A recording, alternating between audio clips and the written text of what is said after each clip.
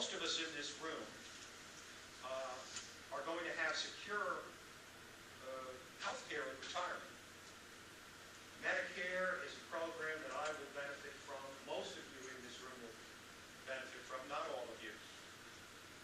But what about the next generation? What happens to them?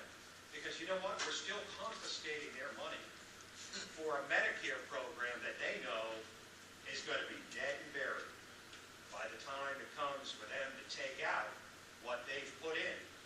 So what's the right thing to do? Doesn't the next generation deserve to have secure health care and retirement the same way we have?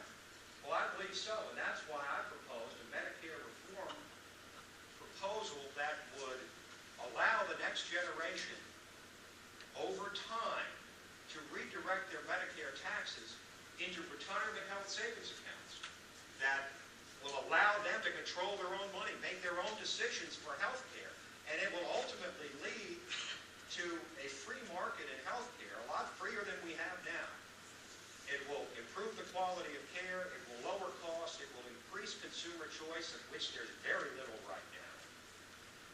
And this is the kind of bold reform we need, because as bad as Obamacare is, we can't just deep six it and replace it with nothing. As Ken Cuccinelli has said, the biggest mistake that we could make is to wait for the Supreme Court to hopefully do the right thing.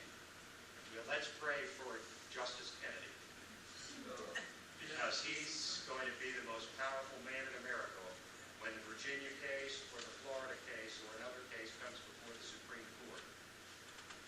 If they do the right thing and they repeal this atrocious law, we have to have something to replace it with. Because we can't go back to the good old days of health care, because they weren't good old days.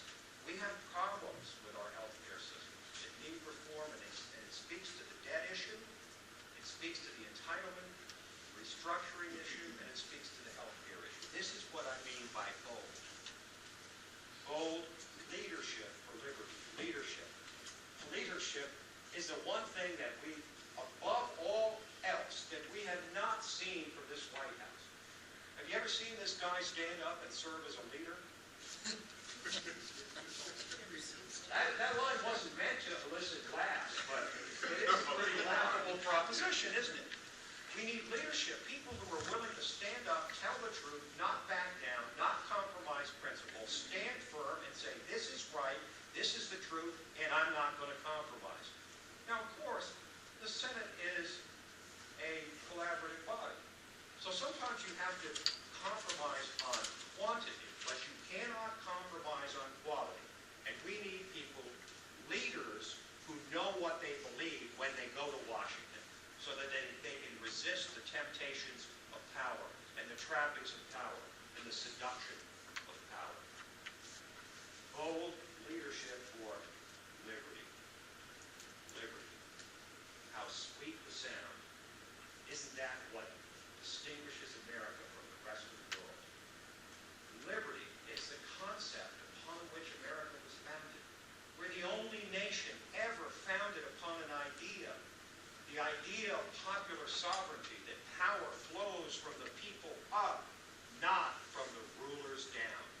That was a revolutionary concept when it was first introduced and when we fought an impossible war against the most powerful empire in the world to achieve it. And it stands as no less significant role for us today. It's all about liberty. Liberty is everything. And once we forfeit our liberty, as we're doing right now, we become indistinguishable from the rest of the world, which is exactly what Barack Obama and Tim Kaine and his leftist cohorts want us to be. Now let me talk just for a moment about my opponent in this race, Tim Kaine. Now I don't know how many of you are aware of exactly how he treated the issue of this debt ceiling deal. But back up to 10 days before the deal was finally signed, sealed, and delivered, Chairman Kaine came out with a proposal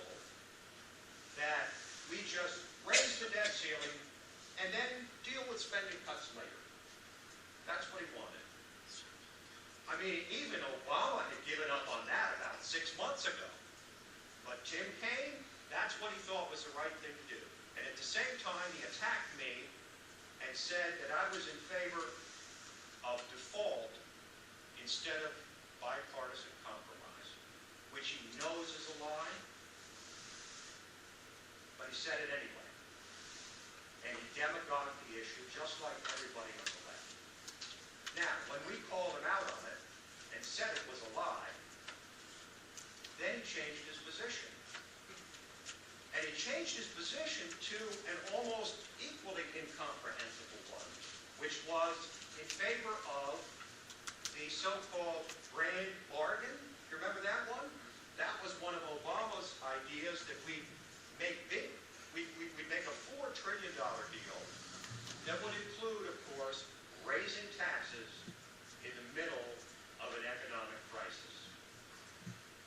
So Chairman Kaine, you should keep in mind exactly how he handled this whole debt ceiling deal, while at the same time using all the same language about balanced approach, revenue enhancements, government investments, and all the other code language that masks the real intentions of the left.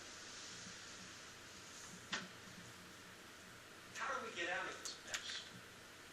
Well, the first thing we have to do is we have to elect serious and bold reformers, people who aren't going to back down. And you know what? If my voice was a lonely voice in the darkness, there would be little value to my candidacy. But when you look at the Senate now, look who you see.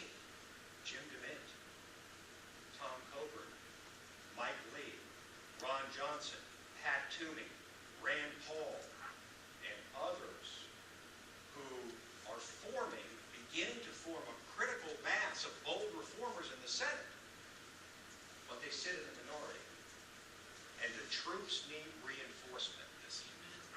And it's my intention to go there and join them. The Senate will be a critical body in the next 4 years. And what will we be able to do to get us out of this mess? What will bold reformers like those senators stand for?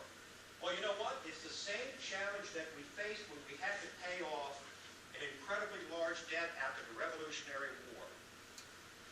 Now, I'm not a big Alexander Hamilton fan, but Alexander Hamilton was the one that made the point.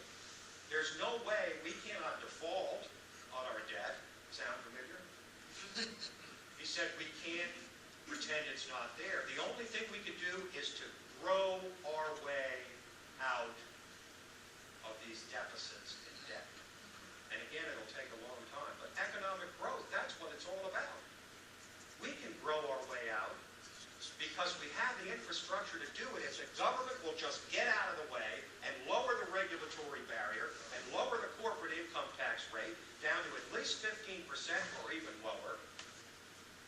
And they will stop doing things like when the cap and trade bill passed the House and didn't pass the Senate, even though there were super majorities of Democrats in both, they simply took all the provisions of the cap and trade bill and stuck them in to the EPA, where they added them to the other thousands of other industry-killing regulations of that onerous agency.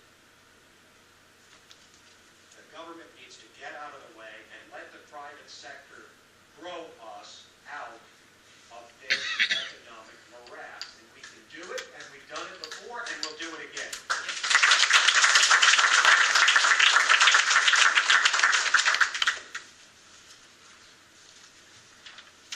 We're now in a time that demands a very different kind of conservative than we had 15 or 20 years ago. We have someone in the race that I'm running against for the Republican nomination who's been in office before, and we know what he's done. But you know what? We need someone very different for the U.S. Senate right now, in my view, or I wouldn't be running. I'm different, all right. I'm different than what you're used to seeing in Washington. But if you want to send back the same person who was there earlier in the century and was part of the problem, that's within your rights to do so. But I want you to think carefully about exactly the kind of candidate that we need to send to Washington right now. And I would challenge you to think about that.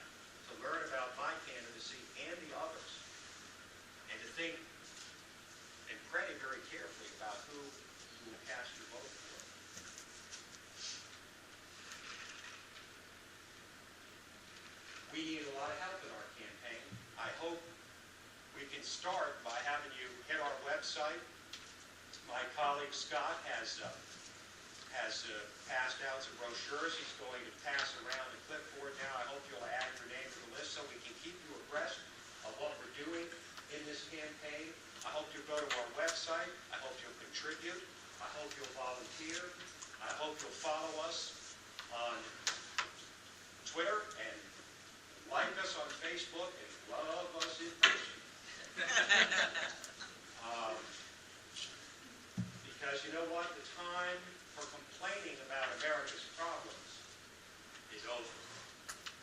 The time for solving them is now. No less than the very soul of America is indeed at stake in the upcoming elections. It's just that serious. And I'll say this to the left. I'll say this about the left. If we can't make them see the light, let's make them feel the heat. Yeah, that's right. Thank you very much.